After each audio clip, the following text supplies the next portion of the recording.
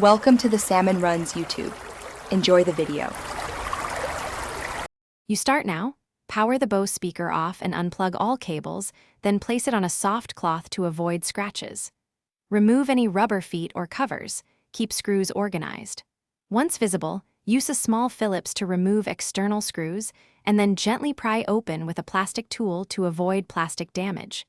Take photos as you go so you can reassemble correctly. Make sure to ground yourself to prevent static.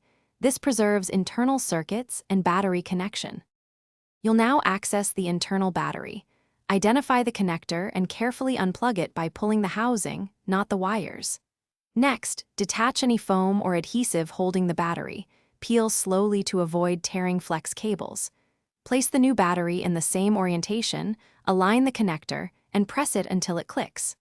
Once connected, perform a quick visual check for pin alignment and clearances, then temporarily power on the speaker to confirm the new battery is recognized. Reassemble by aligning panels, replacing screws evenly, and reattaching rubber feet. Tighten until snug but don't over-tighten. Once closed, charge fully and monitor charge behavior. You should see normal LED indicators and stable playback time. If the speaker fails to power or shows incorrect battery percentage, immediately open it. Reseat the battery connector and inspect for loose solder or pin damage. If needed, test battery voltage with a multimeter. If voltage is absent or low, the replacement may be defective.